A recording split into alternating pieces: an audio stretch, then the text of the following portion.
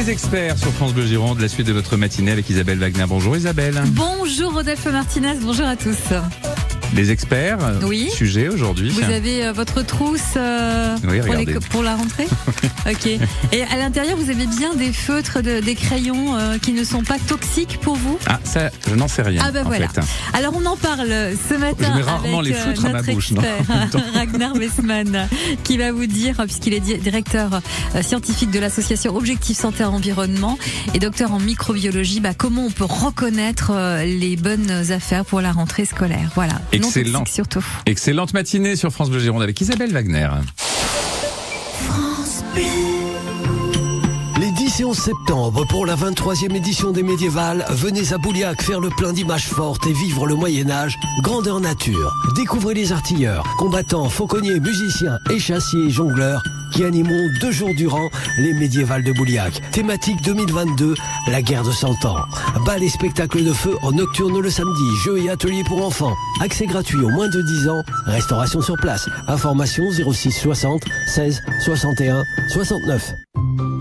Vous pensez que les volets roulants valent une fortune? Mais non, un volet solaire Bubendorf, c'est à partir de 670 € chez votre point conseil Bubendorf. La pose, incluse bien sûr. En plus, un volet Bubendorf est conçu pour durer 2 fois plus longtemps. Il est testé sur 30 000 montées-descentes. Conditions et adresse de votre point conseil sur bubendorf.com. Quand c'est signé France Bleu, c'est vous qui en parlez le mieux. Continuez avec vos émissions et continuez avec votre bonne humeur parce que quand on n'a pas le moral, en vous écoutant, ça va mieux. C'est la rentrée, comment repérer, reconnaître dans les rayons les fournitures scolaires sans composés nocifs pour vos enfants? Est-ce que vous vous sentez démunis? Toutes les marques sont-elles concernées? Notre expert vous guide, Ragnar Westman, et dites-nous comment vous avez fait vous vos courses pour les fournitures scolaires et est-ce que vous êtes satisfait de ces fournitures scolaires? Est-ce que vous êtes sûr qu'ils sont non toxiques pour vos enfants? Témoignez au 05 56 19 10 10. Pouvoir d'achat, loisirs, conso, vacances, côté expert. Le magazine de votre quotidien sur France Bleu Gironde. Bonjour Ragnar Westman. Bonjour Isabelle. Vous êtes directeur scientifique de l'association Objectif Santé Environnement, docteur en microbiologie et vous êtes à l'origine, il faut le rappeler tout de même, d'un concept né en Gironde en 2004, le cartable sain. Donc plusieurs années de bataille pour un air plus sain dans les classes sans pollution. Est-ce qu'on avance dans l'amélioration des composants ? Écoutez Isabelle, permettez-moi d'abord de dire que ces fournitures scolaires sont une source de pollution avérée de la qualité de l'air intérieur dans les classes, mais ce ne sont pas le seul, il faut quand même le dire, ni le plus important. Donc cette prise de conscience, on a aujourd'hui avec cet article que choisir, je crois, qui est sorti dans les médias, sur les fournitures, doit également déclencher un travail par les parents et les enseignants sur le produit de nettoyage, les peintures, le matériau, le mobilier et l'aération des classes. Ça c'est vraiment important de ne pas le traiter seul. Après, oui, je vais vous donner un exemple. Ça avance quand même doucement, mais ça avance. Déjà, il y a une prise de conscience plus importante des impacts sur la santé. Et puis, on a des produits qui évoluent, qui changent. Vous voyez, en 2004, on a créé cet outil, cartable sain. Ce cartable sain, tout à fait, à l'époque comme un outil pour parler de la qualité de l'air intérieur et également les autres impacts. Et il y avait beaucoup de soucis avec le feutre à tableau blanc, qui c'était très fortement odorant. Je vous connaissais peut-être quand vous étiez jeune, les choses en mettaient même sous le nez pour avoir des sensations agréables. et c'était des solvants très toxiques à base de xylène, de toluène, une forte odeur. C'était carrément des produits classés cancérigènes, mutagènes, reprotoxiques et neurotoxiques, toxiques pour le système nerveux. Et ça, heureusement, c'est globalement fini dans ce feutre. Au moins dans le feutre, c'est clairement fini. C'est déjà ça. Alors, il en existe encore à base d'autres substances qu'on appelle des cétones et sont aussi volatiles. Ça veut dire se mettent dans l'air en général. Si vous avez des feutres qui sont une odeur un peu suave, sucrée, ce sont des cétones. Alors eux aussi, ils ont des effets, c'est moins grave, mais ils ont des effets typiques des solvants. Ils sont irritants pour le voie respiratoire, la peau, les yeux et sur le système nerveux central. Alors, si on peut éviter ce produit-là et choisir des choses qui sont en odeur, qui sont à base d'alcool, simplement l'odeur de l'alcool, ou à base d'eau. Sinon, on verra après, il y a des alternatives encore mieux par rapport à ces choses-là qui fonctionnent complètement à sec, sans aucun solvant, sans eau.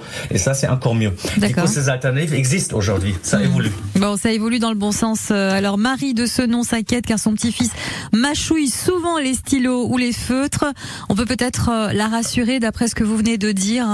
Ça va beaucoup mieux. Mais comment on peut reconnaître ces fournitures scolaires peu nocives dans les rayons? C'est ce qu'on va voir avec vous dans un instant, Ragnar Weissman. Vous ne bougez pas.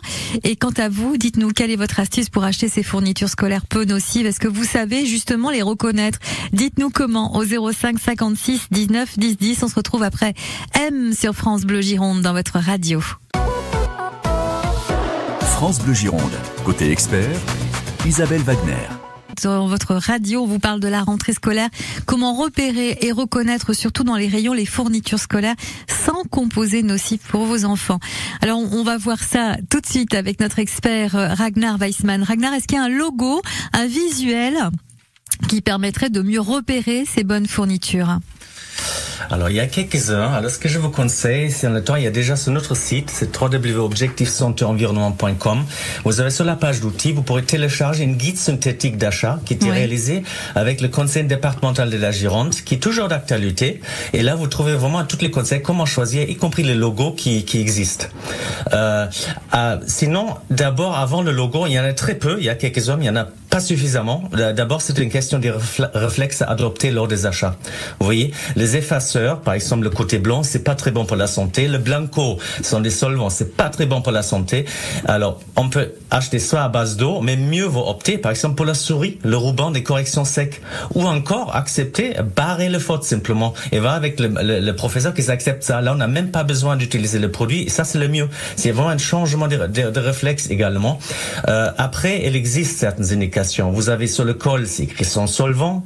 Évidemment, il faut acheter le bâton, pas le liquide. Et puis, vous avez le logo NF Environnement, qui est trop peu présent, malheureusement encore. Et vous avez vu dans les dernières études, il y a quand même quelques impuretés qui ont été trouvées. Mais globalement, on peut faire confiance. Ça arrive et ils vont changer. Et vous avez NF Environnement sur les gommes, par exemple, sur lesquelles vous trouvez également la mention sans PVC, parfois. Vous avez NF Environnement sur le crayon en papier, le crayon de couleur, sur le feutre de stylo, le roller, le surligneur, le marqueur. Voilà. Du coup, NF Environnement, c'est une bonne marque. Bon repère. On peut suivre. D'accord, ok. Parce que ni en France ni en Europe, les fournitures scolaires ne relèvent d'une réglementation spécifique pour permettre justement d'encadrer la composition, la fabrication ou leur utilisation. Non, sauf certaines, parce que c'est assez particulier. Certaines des fournitures font partie de la directive jouet et d'autres non. Le crayon et la directive jouet est révisée régulièrement. Je crois a été révisée la dernière fois en 2014-2015, et il est quand même plus strict. Et le feutre à couleur, les crayons en couleur, ils font partie de la directive jouet, mais pas, par exemple, le stylo bic ni le crayon à papier. Ouais, du coup, ça c'est une différence. Et quand vous avez les directives jouées, par exemple, vous avez déjà certaines choses comme l'absence des phtalates qui sont prioritaires. Et du coup, c'est très bien, mais malheureusement, ça s'applique pas sur l'ensemble des matériels scolaires. Et l'encre des cartouches pour les stylos à encre, Ragnar Weissman, qu'en dites-vous de ces encres? Disons que ça dépend de la couleur. Il y a des couleurs qui sont il y a plus de risques que d'autres. Mais quand il s'agit des produits liquides, vous voyez, dès qu'on a un produit liquide, c'est comme pour le cosmétique. Pour le préserver, on est obligé de mettre un conservateur. Alors, c'est pour ça il y a ce souci avec les conservateurs actuellement. Alors on a arrêté le fameux, vous avez peut-être entendu le parabène à l'époque, parce que ça mauvais presse, il fallait le remplacer. Et puis il y en a encore parfois des choses qui libèrent des formaldéhydes, qui est pas très bon non plus. Du coup on les a remplacés peu à peu avec ce qu'on appelle les isothiazolinones. Ce sont des choses qui sortent dans ces dernières études. Il y en a beaucoup, ils sont très répandus, mais pas que dans le matériel scolaire, même dans le peinture, le cosmétique, le savon, un petit peu partout. Alors c'est un souci, mais clairement c'est pas les produits scolaires qui sont le plus c'est pas là où on est le plus exposé. Ouais. Par contre, effectivement, disons, il y a quand même une utilisation. On va essayer d'expliquer aux enfants de ne pas les mettre dans la bouche, pas sur la peau, parce que c'est vrai, certaines de ces molécules sont fort potentielles allergènes, des contacts et des eczémas des contacts. Voilà, ils sont même responsables d'une épidémie en Europe par rapport des eczémas des contacts. Okay. Du coup, c'est vrai, ça pose quand même des soucis. Ouais, merci beaucoup Ragnar Weissman pour ces informations. On revient vers vous dans un instant. Quant à vous qui écoutez cette émission sur France Bleu Gironde côté expert, dites-nous de quelle façon vous avez fait vos achats de fournitures scolaires. Est-ce que vous avez choisi en regardant justement les composants? 05 56 19 10 10. France Bleu Gironde. Côté expert, Isabelle Wagner. Nous sommes en train de parler d'un côté expert des fournitures scolaires. Comment reconnaître les fournitures scolaires? Vous avez déjà une petite idée avec notre expert Ragnar Weissman. Mais on va aussi vous demander, Ragnar, si toutes les marques sont concernées par ces fournitures scolaires sans composés nocifs ou avec composés nocifs. Est-ce qu'elles sont toutes à mettre au piquet ou bien elles font toutes des efforts? Oui, non, mais effectivement, là, quelques-uns ont été épinglés, mais ça change, ils changent la composition régulièrement. Du coup, globalement, peut-être toutes les marques peuvent être concernées. Le problème aujourd'hui, c'est qu'il manque vraiment des repères fiables sur le produit qui te permettent de distinguer les fournitures saines et écologiques des autres, sauf à éviter, par exemple, les pictogrammes, des dangers ou suivre certains labels de certification. Et ça c'est difficile. Voilà. En revanche, et ça, j'aimerais comme dire, le catalogue des fournitures scolaires indique déjà relativement bien le label de certification et même la composition. Ouais. Et là, c'est important de travailler également avec les enseignants et les écoles aussi. Ils ont vraiment leur part, leur rôle. Est-ce qu'il y a des mots qui doivent nous faire fuir de suite? Oui, quand vous avez déjà les pictogrammes, si vous voyez ça derrière le blanco, vous avez 2 ou 3 pictogrammes, ça va fuir tout de suite, ça c'est clair. Après, par rapport à c'est extrêmement difficile en fait. Si vous voyez PVC, effectivement c'est des gommes, mais on va l'éviter parce que PVC ça veut dire il y a des phtalates forcément dedans. On va plutôt choisir des gommes avec mention sans PVC ou des gommes en latex ou si vous n'avez pas d'allergie ou latex synthétique par exemple. On peut distinguer 5 voies de contamination de ces produits toxiques. Alors, je veux pas effrayer toutes les chaumières, mais quand même, ça mérite qu'on s'y attarde, hein, puisqu'il y va quand même de la santé de nos enfants, la santé à long terme aussi, Ragnar Weissman. Oui, tout à fait. On se rend compte aujourd'hui, surtout qu'on est très jeune, qu'on est exposé à certaines substances. Ça se rajoute à la pollution générale et effectivement certaines pathologies, problématiques santé qu'on peut avoir plus tard dans la vie, jusqu'à l'âge de 60 ans, même plus tard, peuvent être encore liées au fait qu'on était exposé soit in utero, soit dans la toute petite enfance. Voilà. Du coup, c'est vraiment la protection de la santé à long terme, pas simplement un effet immédiat. Ouais. Alors là, on parle des fournitures scolaires, hein, mais on peut rajouter aussi tout ce qui est produits de cosmétiques, pharmaceutiques et aussi textiles. Hein. Mais bon, alors là, c'est un vaste débat. On y reviendra à un autre moment avec vous, Ragnar Weissman. Ouais. Est-ce que certains fabricants savent produire des fournitures indemnes ou presque de composés nocifs? Oui, mais tout à fait. C'est pour ça aussi, on a des produits labellisés NF Environnement. Il y a des règles très strictes. Normalement, vraiment, c'est une bonne garantie par rapport au phtalate, par rapport au métaux lourds, par rapport à toutes ces choses qu'on a dit, que vous avez des produits sains. Alors malheureusement, et ça c'est un peu embêtant que choisir, ils ont quand même vu dans une stylo B qui était certifié NF Environnement. Ouais. Mais il faut dire, ce sont des impuretés. Ce sont des choses qui ont été rajoutées exprès à des doses très importantes. Les impuretés, ça veut dire, ça arrive dans le processus de fabrication, ça peut toujours arriver. C'est dommage, mais il faut pas focaliser dessus. Normalement, c'est une très bonne indication.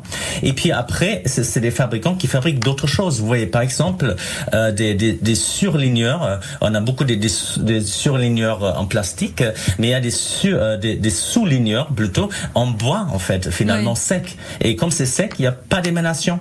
Et c'est ça qu'il faut choisir. On trouve aujourd'hui soit soit en plastique avec une mine des rouleurs gel avec une mine en cire, ça veut dire vous avez moins d'émanation, soit vous avez des fameux crayons en bois sec comme souligneur. Et ça c'est vraiment posé là, vous n'avez pas de souci.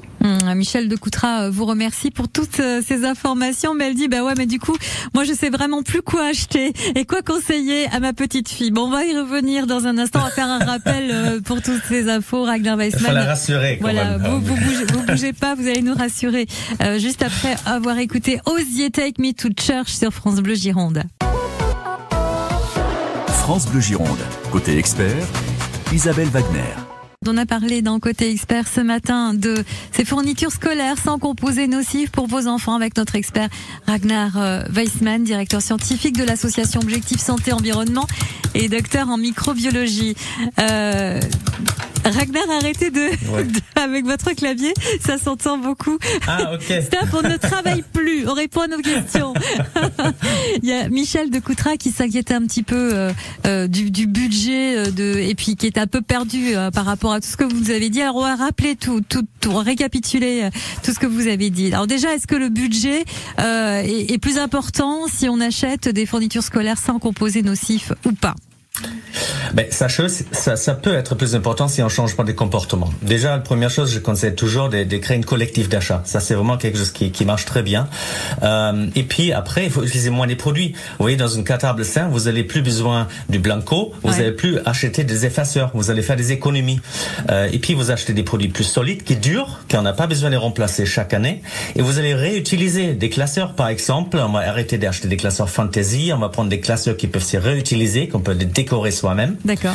Et en plus, on peut quand même, je veux dire, éviter d'acheter des choses sur Internet qui viennent en dehors de l'Union européenne, qui est parfois plus cher et parfois toxique, plus toxique. Ok. Allez, on va rappeler rapidement les matériaux à privilégier dans nos achats de fournitures scolaires, s'il vous plaît. Ragnar.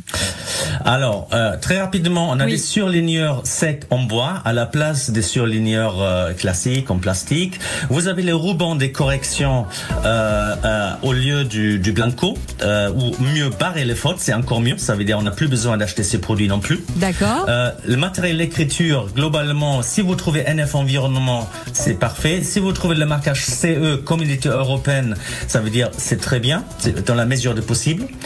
Vous allez opter pour des crayons, des papiers en bois brut, non vernis, à la rigueur des choses rechargeables en aluminium, des gommes sans phtalate et du papier recyclé, des cahiers en papier recyclé labellisés Ange Bleu. D'accord, merci beaucoup pour tout ça, Ragnar Weissman. On a été très rapide sur ce coup-là. Je vous remercie et je vous dis à très bientôt sur France Bleu Gironde. Et puis demain, dans Côté Expert, on songera très sérieusement à démissionner parce que vous avez certainement une idée déjà de ce que vous voulez faire plus tard si vous démissionnez, sans vous mettre en difficulté financière dans votre vie personnelle. C'est vraiment l'objectif demain à partir de 9h30 pour garder une certaine sécurité, même si vous voulez démissionner. On verra ça demain matin à 9h30. Dans Côté Expert. France Bleu Gironde. Côté expert, Isabelle Wagner.